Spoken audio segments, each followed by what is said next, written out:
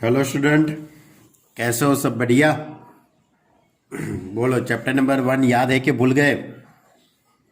Chapter number 1, relation and function. बहुत ही बढ़िया chapter था नहीं है और रहेगा। अब ये चैप्टर के अंदर सबसे पहले हमने रिलेशन के बारे में देखा था। What is the relation? थोड़ी बातें आपसे याद दिला दूं ना, वरना भूल गए होगे आप तो सब कुछ। रिलेशन के बारे में मैंने आपको समझाया था। रिलेशन होते हैं वो ऑलवेज दो सेट के बीच में होते हैं, बराबर। उसके बाद type of relation, reflexive relation था, सिमेट्रिक एंड ट्रांजेक्टिविटी। ये दो तीन रिलेशन के बारे में हमारी पूरी एक्सरसाइज 1.1 थी, आपको याद हो तो। यानी एक्सरसाइज 1.1 के अंदर ये सभी के बारे में था। उसके बाद एक्सरसाइज 1.2 के अंदर जो भी फंक्शन है, function what is the function, उसके बारे में था। उसके बाद टाइप ऑफ फंक्शन, तो टाइप ऑफ फंक्शन के अंदर one function, many one function and onto function. तो वन फंक्शन किसको कहते हैं, मैनी वन फंक्शन किसको कहते हैं, और ऑन टू फंक्शन, उसके बारे में हमने देखा था। तो वन फंक्शन किसको कहते हैं कि यानी कि कोई भी रिपीट नहीं होता है, जिसकी इमेज रिपीट नहीं होती है, हम उसको वन फंक्शन कहते हैं। और ऑन टू फंक्शन यानी कि जो फंक्शन की रेंज और कोडोमेन इक्वल होते हैं, उसको हम ऑन टू फंक्शन कहते हैं। ओके, ये बात हमने लास्ट बहुत पहले के वीडियो में ऐसा देखा था। उसके बाद नेक्स्ट टॉपिक था हमारा दो फंक्शनों का कॉम्बिनिकेशन, बराबर, कॉम्पोजिशन फंक्शन। यानी कि आपके पास कोई function f from a to b है, और दूसरा जो फंक्शन है वो g from c to d है। तो ये दो फंक्शन हो, यानी कि domain of f is subset of RG, DF subset RG, यानी कि रेंज ऑफ G फंक्शन की रेंज और ये F फंक्शन का डोमेन, बराबर, ये कंडीशन सेटिस्फाई होती है तब अपने को गॉफ फंक्शन मिलता है। याद है ना, gof from A to D का फंक्शन होता है, बराबर। और इसी तरह यदि domain of G is subset of RF, ये कंडीशन सेटिस्फाई होती है तो आपको FOG पॉसिबल है। और FOG कहाँ से कहाँ तक का फंक्शन होगा? FOG होता है वो C टू B पर का फंक्शन होता है। इसके अकॉर्डिंग हमारी एक्सरसाइज 1.3 था। एक्सरसाइज 1.3 के अंदर हमने गॉफ और फॉक के बारे में समझा था। और दूसरा एक टॉपिक था कि यदि दो फंक्शनों को कॉम्पोजिशन करने पर यदि आइडेंटिटी फंक्शन मिलता है, FOG is equal to IB और GOF is equal to IA, तब ये G फंक्शन है वो F का इनवर्स है, यानी G is equal to F inverse. Okay, यानी कि F फंक्शन का इनवर्स, बराबर, ये G फंक्शन बनेगा। यानी कि F function A to B होता है तो F इनवर्स वो B टू A हो जाता है। ये हमने लास्ट लेक्चर के अंदर इसके बारे में आपको समझाया था। और Fx is equal to Y, this implies X is equal to F inverse Y, ऐसा हम लिखते थे, याद हो तो आपको। वैसे तो होशियार स्टूडेंट हो आप, बहुत इंटेलिजेंट स्टूडेंट हो, क्लेवर स्टूडेंट हो। FOF inverse is equal to IA और FOF inverse is equal to IB।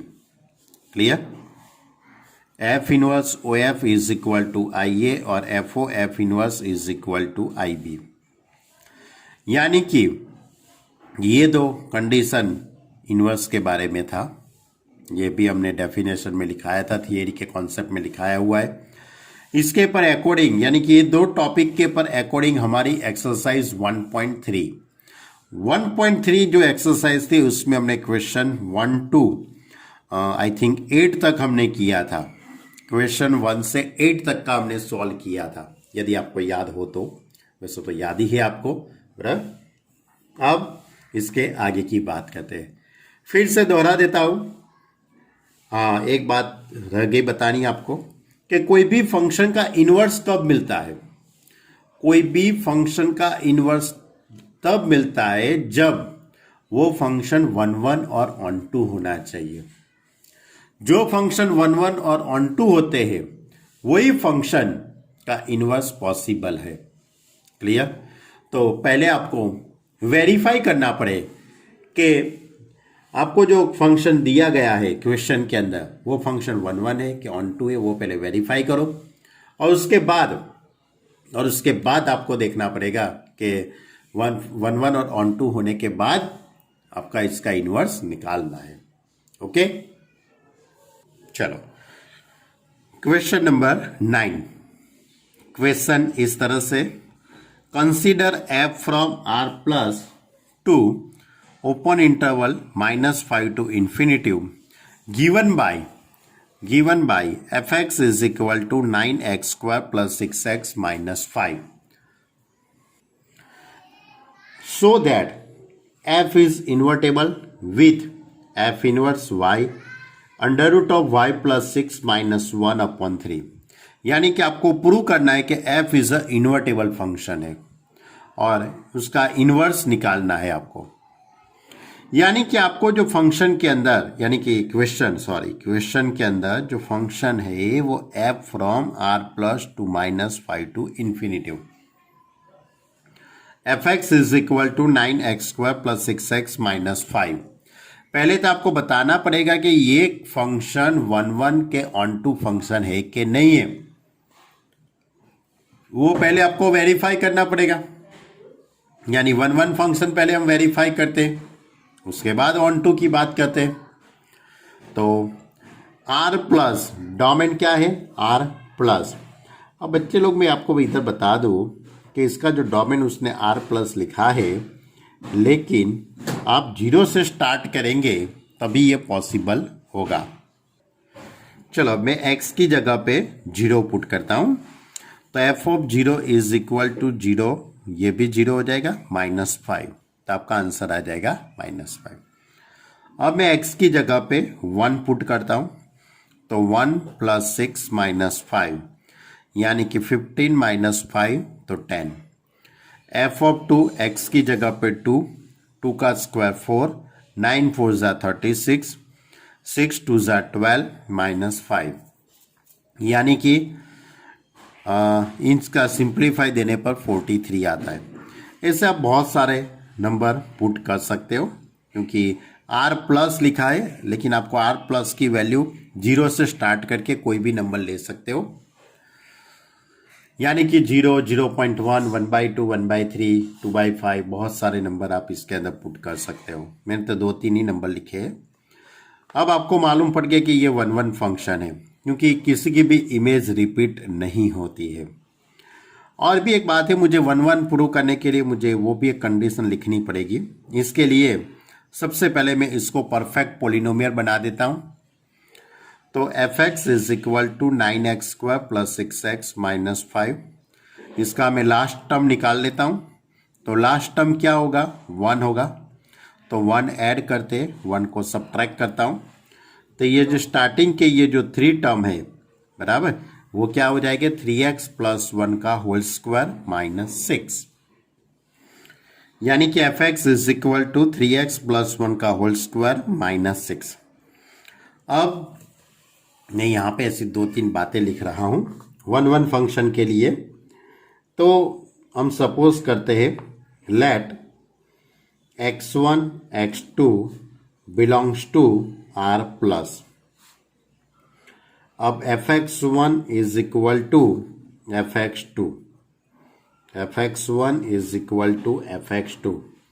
This implies 3x1 plus 1 का whole square minus 6 is equal to fx2 यानी कि 3x2 प्लस 1 का होल स्क्वायर माइनस 6। दोनों तरफ से माइनस 6 कट हो जाएगा, तो 3x1 प्लस 1 का whole square is equal to 3x2 plus 1 का होल स्क्वायर। दोनों तरफ रूट करेंगे तो 3x1 plus 1 is equal to 3x2 plus 1। दोनों तरफ से 1 कट करेंगे तो 3x1 is equal to 3x2। 3 cut हो जाएगा दोनों तरफ से, तो x1 is equal to x2। यानी कि इसके पर से हम कह सकते हैं कि f is 1 function. f is 1 function. Okay, f is a 1 function. अब ये 1 फंक्शन इस तरह से आपको प्रूव करना पड़ेगा बच्चे लोग। उसके बाद ऑन टू की बात करेंगे। अब उसकी रेंज, तो रेंज के अंदर -5 से स्टार्ट करके कोई भी नंबर आ सकता है, यानी कि range -5 to infinity.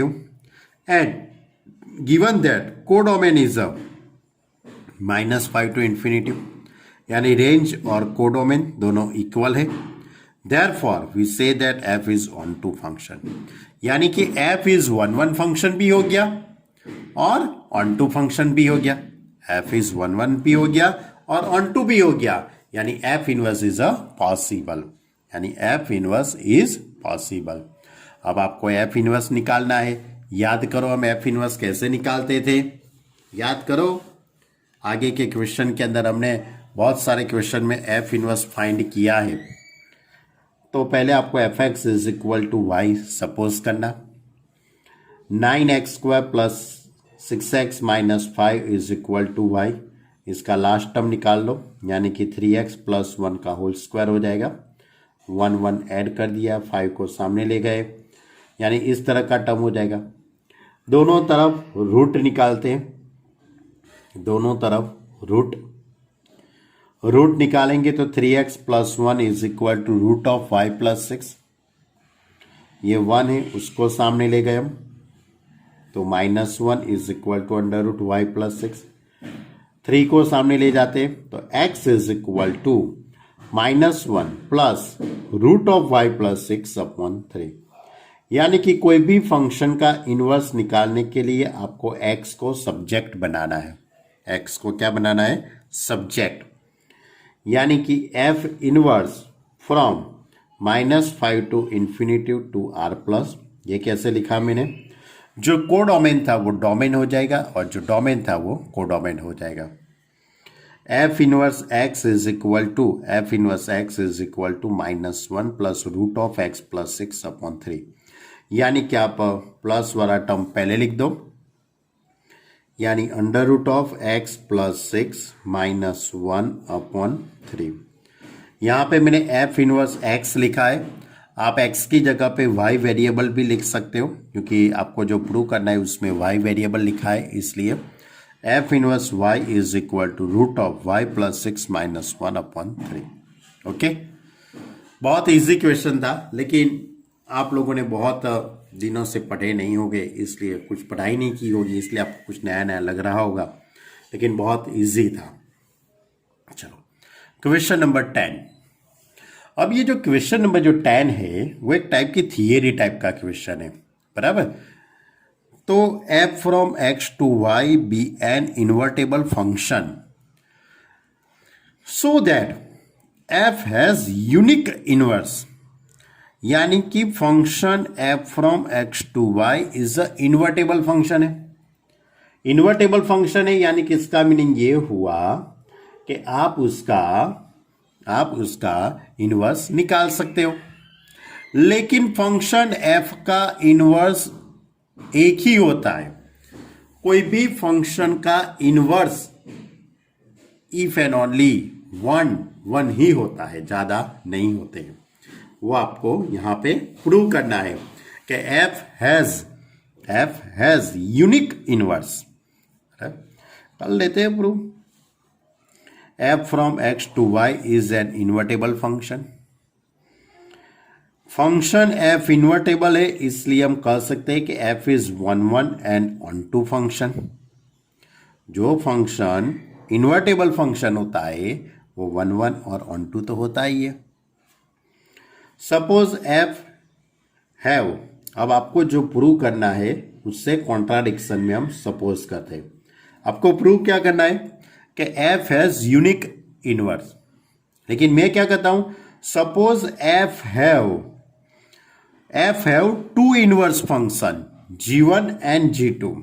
Suppose F have two inverse function g1 and g2, यानी कि g1 is equal to F inverse and g2 is equal to भी एफ इनवर्स होगा, क्योंकि g1 और g2 f के इनवर्स है, इसलिए हम लिख सकते हैं ना g1 is equal to F inverse और g2 is equal to F inverse. यानी कि g1 कहां से कहां तक का फंक्शन हो जाएगा, एफ एक्स टू वाई है तो g1 कहां से कहां तक का हो जाएगा, y टू एक्स हो जाएगा। g2 भी कहां से कहां तक का होगा, y टू एक्स हो जाएगा। अब आप इन दोनों का कॉम्बिनेशन करो, composition function F O G inverse वो y टू y पर का फंक्शन हो जाएगा, लिख सकते हैं ना। इसी तरह g1o(f) लिखेंगे तो x टू x पर का फंक्शन हो जाएगा। इसी तरह आप लिखना चाहो नहीं, लिखना ही है, FO(G2) फ्रॉम वो भी y टू y पर का फंक्शन हो जाएगा कि नहीं हो जाएगा। और G2o(F) वो भी x टू x पर का फंक्शन हो जाएगा। क्लियर? तो ये दो फंक्शनों का मैंने f from x to y और g1 y टू x, इन दोनों का हमने कंपोजिशन किया। क्लियर? अब ये y टू y पर का फंक्शन हो गया, यानी कि ये आइडेंटिटी फंक्शन हो गया, ये भी आइडेंटिटी फंक्शन होगा। ये x टू x पर का आइडेंटिटी फंक्शन हो गया, ये भी x टू x पर का आइडेंटिटी फंक्शन हो गया। अब ये जो चार जो फंक्शन थे उसमें से मैं ये दो फंक्शनों का यूज करता हूं, FOG1 y to y and FOG2 भी y टू y पर का यूनिक फंक्शन है, आइडेंटिटी फंक्शन है। यानी कि FOG1 is equal to IY and FOG2 is equal to IY। अब FOG1 और FOG2 ये दोनों इक्वल फंक्शन हो गए। दोनों कैसे हुए, इक्वल ही हुए ना, IY दोनों इक्वल फंक्शन है। अब दोनों तरफ में x वेरिएबल लगा देता हूं, तो FOG1x is equal to FG2x हो जाएगा। अब f है वो 1 फंक्शन है, f is a 1 function, f is 1 function, इसलिए अंदर का जो ये इमेज होगी वो आ जाएगी। यानी fx1 is equal to fx2, this implied x1 बराबर x2, ऐसा हम लिखते हैं ना। fx1 is equal to fx2, this implies x1 is equal to x2, ऐसा हम लिखते कि नहीं लिखते, बस वही मैंने लिखा है। f of g1x, f of g2x, therefore g1x is equal to g2x, यानी कि g1 is equal to g2। अब भाई यहाँ पे तो ये g1 और g2 तो इक्वल हो गए, और हमने सपोज किया था कि f हैज 2 इनवर्स फॉर्म, यानी कि f के 2 इनवर्स कभी भी होते नहीं है, f के तो एक ही इनवर्स होता है। यानी कि f has unique inverse function, f has unique inverse function. यानी कि मेरा कहने का मतलब ये है कि ये थियरी टाइप का ये जो क्वेश्चन है वो ये कहलाता है कि आपके पास कोई भी फंक्शन हो, बराबर, कोई भी फंक्शन हो, वो फंक्शन का ओनली वन इनवर्स मिलता है, यानी कि f has unique inverse. Okay, तो ये था हमारा क्वेश्चन नंबर 10। चलो अब क्वेश्चन नंबर 11 लेते हैं। इस तरह से क्वेश्चन है, consider f from 1 to 3 to ABC given by f1 is equal to A, f2 is equal to B, f3 is equal to C. Find f inverse. क्या find करना है बच्चे लोग? f inverse. And so that f inverse का भी inverse, f inverse to inverse is equal to f. क्या है? f from 1 to 3, f from 1 to 3 to ABC, यानी ये डोमेन और ये codomain. f1 is equal to A, f2 is equal to B and f3 is equal to C। इतना question में दिया है। अब आपको f का पहले तो इनवर्स निकालना है। फाइंड f इनवर्स ऐसा लिखा है, निकाल लेते हैं। तो f इनवर्स निकालने के लिए सबसे पहले तो 1 1 और ऑन टू वेरीफाई करना पड़ेगा। तो यहाँ पे ये फंक्शन 1 1 फंक्शन तो है ही। क्यों? यहाँ पे ए बी सी तो कोई दूसरी बार आता है। सभी की इमेज कैसी है? 1 1 ही है, यानी 1 और 2 ये दोनों डिफरेंट नंबर है और उसकी इमेज भी कैसी है? डिफरेंट है। Therefore, f is 1 1 function. f is 1 1 function. अब इसकी रेंज क्या होगी? a b c। रेंज क्या होगी? a b c। और कोडोमेन भी a b c है, यानी रेंज और कोडोमेन दोनों इक्वल है। रेंज और कोडोमेन दोनों इक्वल है, इसलिए f is a onto function। Therefore, f is onto function, यानी कि ये फंक्शन 1 1 भी हो गया और onto भी हो गया। 1 1 भी हो गया, onto भी हो गया, यानी f इनवर्स इज पॉसिबल। तो अब f इनवर्स कहाँ से कहाँ तक का हो जाएगा? ABC 2 1 2 3, यानी कि ये जो कोडोमेन था वो डोमेन हो गया और जो डोमेन था वो कोडोमेन हो गया। अब f1 is equal to a था, f1 is equal to a, यानी कि f inverse a is equal to 1। f2 is equal to b, therefore f inverse b is equal to 2। f3 is equal to c, therefore f inverse c is equal to 3। Therefore f, यानी कि ये हमने f inverse निकाल लिया।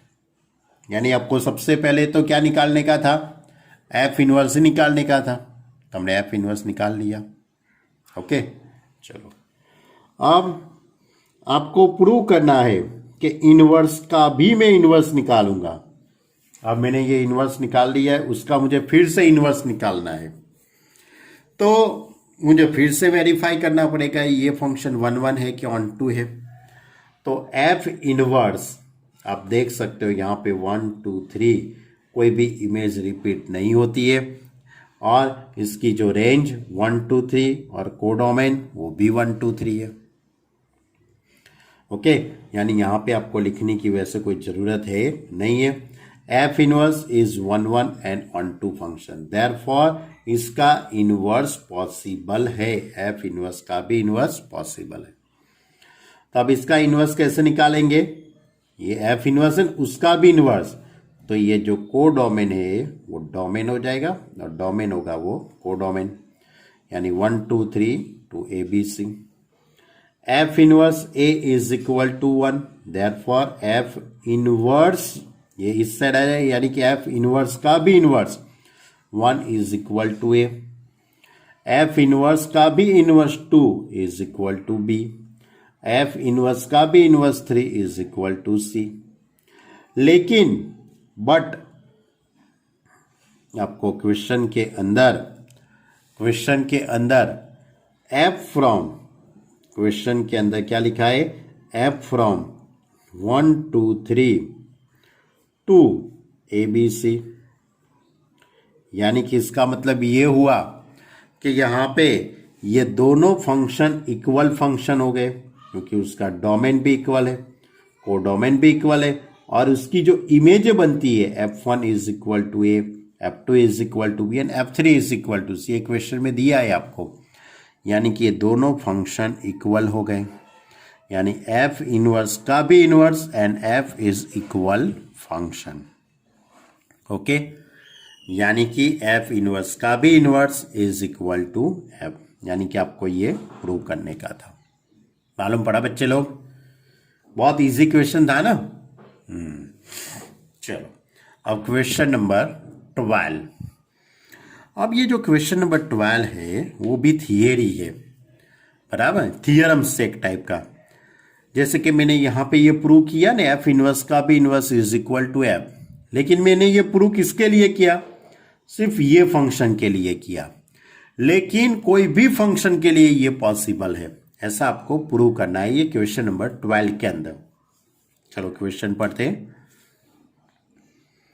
Question number 12, let f from x to y be an invertible function so that the inverse of f inverse is f, that is f inverse का भी inverse is equal to f, so that the inverse of f inverse यानी f inverse का भी inverse is f, यानी f inverse का भी inverse is equal to, चलो here यानी कि अपने को प्रूव करना है, कर लेते हैं भाई।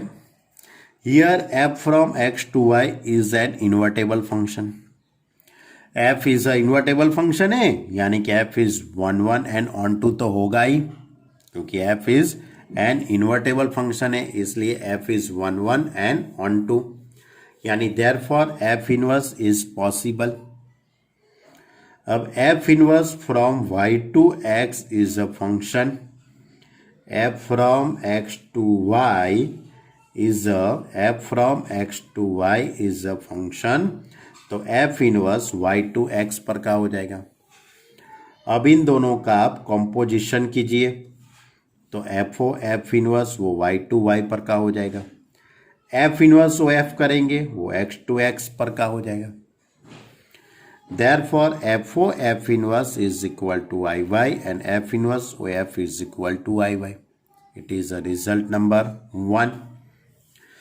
ये थियरी हो, ध्यान रखना, ऐसे ही लिखना, आप अपनी मर्जी से मत लिखना, जैसे ये इसमें लिखा है इस तरह से ही लिखना है। Here f from x to y is an invertible function, therefore f is 1 1 and onto function. f inverse is possible. f from x to y तो f inverse y to x पर का function, f inverse from y to y and f inverse f is equal to x to x। Clear? चलो अब मैं क्या suppose करता हूं बच्चे लोग, मालूम है कि g is an inverse function of f inverse. f inverse है ना, उसका भी इनवर्स क्या है? g है। g is an inverse function of f inverse, therefore g inverse from x to y and f inverse y to x, बराबर, f inverse से वो y to x पर का फंक्शन है और g inverse x to y पर का हो जाएगा। अब इन दोनों का आप कॉम्पोजिशन करेंगे, तो इन दोनों का कॉम्पोजिशन करेंगे तो g inverse O f inverse from y to y and f inverse O g inverse करेंगे तो x टू x पर का हो जाएगा, यानी y टू y, यानी कि identity function i y, f inverse O g inverse is equal to i x। It is a result number 2। अब रिजल्ट नंबर 1 एंड 2 दोनों को कंपेयर करते हैं। सपोज ये i y वाला टर्म लेते हैं, तो g inverse O f inverse is equal to f o f inverse, और i x f inverse O g inverse, और आगे क्या था? f इनवर्स ओ f था। अब दोनों साइड से आप देख सकते हो कि f इनवर्स को निकाल दो तो g inverse is equal to f हो जाएगा। यहाँ से दोनों तरफ से f इनवर्स को निकाल दो तो g inverse is equal to f हो जाएगा, यानी कि g inverse is equal to f, लेकिन g क्या था? वो f इनवर्स का भी इनवर्स था, इसलिए मैं क्या करूँगा? Put g is equal to f inverse, G की जगह पे क्या पुट कर दिया मैंने, एफ इनवर्स, यानी प्रूव हो गया एफ इनवर्स का भी inverse is equal to f. Theory है, बहुत अच्छी तरह से लिखना है, इसमें आप कोई भी मिस्टेक मत करना। चलो अब लास्ट में 2 MCQ है, बराबर। क्वेश्चन नंबर 13 MCQ है। If f from R to R be given by fx is equal to 3 minus x cube raised to 1 by 3, then f o fx is f o fx कितना होगा? तो f from R to R fx is equal to 3 minus x cube raised to 1 by 3। f function का f के साथ ही आपको f के साथ ही आपको कंपोजिशन करना है। चलो मैं आपको बताता हूं। F x is equal to 3 minus x cube raise to 1 by 3, यानी कि एफ ओ एफ फ्रॉम वो भी आर टू आर पर का फंक्शन हो जाएगा। अब एफ ओ एफ एक्स तो is equal to f x लिख सकते हैं हम, लिख सकते हैं ना, एफ एक्स। अब अंदर का जो एफ एक्स है, ये जो एफ एक्स है उसकी जगह पे 3 minus x cube raise to 1 by 3। अब अच्छी तरह से सोचना बच्चे लोग, यहां तक तो कोई दिक्कत नहीं है, आगे सोचना है। अब ये पूरा टर्म आपको कहां रखना है? एफ के फंक्शन में, फंक्शन एफ में एक्स की जगह पे, जैसे कि आपको एक छोटा सा सम लेता हूं। सपोज आपके पास F x is equal to X square plus 1 लिखा है, तो अब आपको क्या निकालना है? एफ ओ एफ सपोज 1 निकालना है, तो आप क्या करेंगे? एफ वन लिखेंगे। तो एफ वन कैसे निकालेंगे? तो एक्स की जगह पे 1 पुट करेंगे तो एफ वन मिलेगा कि नहीं मिलेगा? तो 1 का स्क्वायर 1 प्लस 1 यानी कि F2 हो जाएगा। अब ये F2 कैसे निकालेंगे? अभी F2 निकालने के लिए आप क्या करेंगे? x की जगह पे 2 पुट करेंगे, तो 2 का square 4 plus 1 is equal to 5। वही लॉजिक अपने को यहां पे लगाना है। ये पूरा टर्म, ये पूरा आपको कहां पे पुट करना है? f के फंक्शन में x की जगह पे, यहां पे ये पूरा आपको x की जगह पे ये इतने में पुट करना है। तो देखो पहले तो ऊपर 1/3 है, ये ऊपर 1/3 मैंने लिख दिया पावर। अब 3 माइनस 3 x की जगह पे और उसके पर 3 है, ये 3। अब ये x की जगह पे ये टर्म, तो 3 minus x cube raise to 1/3। देखना हो अच्छी तरह से बच्चे लोग, ये सबसे मोस्ट IMP स्टेप है। वैसे तो MCQ है, लेकिन बहुत अच्छा MCQ रखा है। अब ये 3 कट हो जाएगा, ये 3 कट नहीं होगा, ये 3 कट होगा, क्योंकि ये 3 है, ये 3 है, वो इसके ऊपर है, इतने के ऊपर है, इसलिए ये 3 कट हो जाएगा। तो 3 minus x cube raise to 1/3। अब यहाँ से ये ब्रैकेट को हटा देते हैं, तो 3 minus 3 plus x cube raise to 1/3। 3 cut हो जाएगा तो x cube raise to 1/3, 3 cut हो जाएगा तो एक्स। क्लियर? तो ये मैंने FOFX निकाला। ये बहुत ही अच्छा मजेदार MCQ था, बराबर।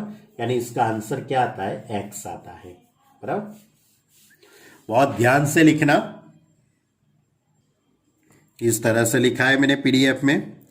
fx 3 minus x cube raise to 1/3, इसको मैंने x की जगह पे पुट कर दिया और उसके ऊपर 1/3 पावर है।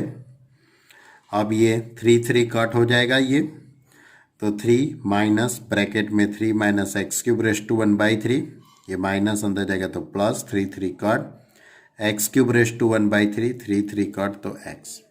ओके, मालूम पड़ा? चलो, समझदार हो वैसे तो आप लोग, बहुत इंटेलिजेंट स्टूडेंट हो।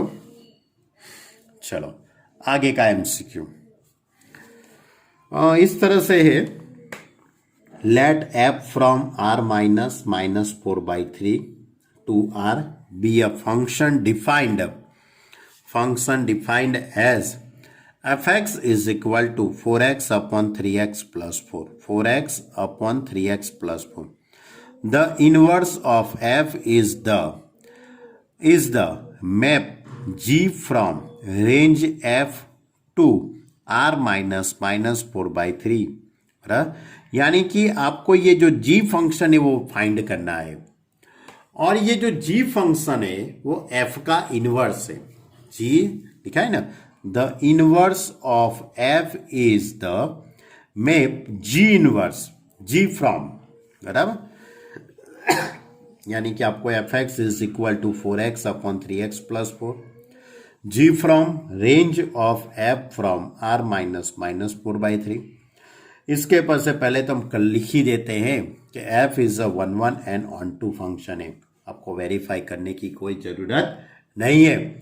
क्यों? क्योंकि क्वेश्चन के अंदर लिखा ही है कि एफ का इनवर्स जी है, एफ का इनवर्स जी है, ऐसे लिख के उन्होंने लोगों दिया ही है। कब दिया होगा? जब वो 1 और ऑन टू होगा तभी तो लिखा होगा ना, बराबर। यानी कि F is 1 and onto function. अब F x is equal to Y suppose करना है। अब डायरेक्ट ही आपको इनवर्स निकालना है, तो आप f x is equal to Y suppose कर लीजिए। fx that is 4x upon 3x plus 4 is equal to y। ये टर्म सामने चला जाएगा, तो 4x is equal to 3xy plus 4y। अब ये 3xy इस साइड आ जाएगा, तो 4x minus 3xy is equal to 4y। इसमें से x कॉमन निकल जाएगा, तो 4 minus 3y, ये टर्म सामने चला जाएगा। तो यानी कि मैंने x को सब्जेक्ट बना दिया, तो 4y upon 4 minus 3y। Clear? अब आपको g ऑफ y लिखना है। क्यों? क्योंकि g है वो f का इनवर्स है, यानी कि इस तरह से f inverse x is equal to 4x upon 4 minus 3x, ये f इनवर्स x। तो f इनवर्स वो क्या है? g है, या g of y is equal to 4y upon 4 minus 3y। Clear? मालूम पड़ा? तो ये थी हमारी एक्सरसाइज 1.3। कौन सी एक्सरसाइज? 1.3। बहुत इजी एक्सरसाइज थी, इनवर्स निकालने का था और कॉम्पोजिशन फंक्शन FOG और GOF, वो दो टॉपिक के थे। अब हमारे ये चैप्टर के अंदर एक टॉपिक बाकी रहा है, उसकी बात हम नेक्स्ट लेक्चर के अंदर करेंगे। एक्सरसाइज 1.4, उसकी बात हम नेक्स्ट लेक्चर के अंदर करेंगे। यहाँ तक की बातें अच्छी तरह से आप रीड करना, अच्छी तरह से वीडियो देखना। आगे का वीडियो देखने का बाकी हो या तो भूल गए हो, तो अभी तक 9 वीडियो हुए हैं। आज ये का ये जो वीडियो है वो 10वां वीडियो है। टोटल 10 वीडियो हुए ये चैप्टर के। तो पहले से ऐसा हो तो पहले से सभी वीडियो देख लेना, बराबर। तो आपको मालूम पड़ जाए कि चैप्टर के अंदर क्या था, बराबर। क्योंकि बहुत सारे स्टूडेंटों को मालूम भी नहीं होगा, क्योंकि बीच में बहुत बड़ा गैप हो गया, एक आध हफ्ते का, इसलिए आपको शायद भूल भी गए होंगे कि सर ने क्या चलाया था, बराबर, कौन से चैप्टर में क्या था। वैसे तो आप इंटेलिजेंट हो, वैसे मुझे ऐसा कहने की जरूरत नहीं है, लेकिन फिर भी एक बार रिवीजन कर लेना अच्छी तरह से। ओके स्टूडेंट, तो यहाँ तक रखते हैं। एक्सरसाइज 1.3 तक की सभी बातें अच्छी तरह से लिख लेना, पर सोच लेना, नहीं मालूम पड़ता है तो मुझे बता देना। Okay student, bye.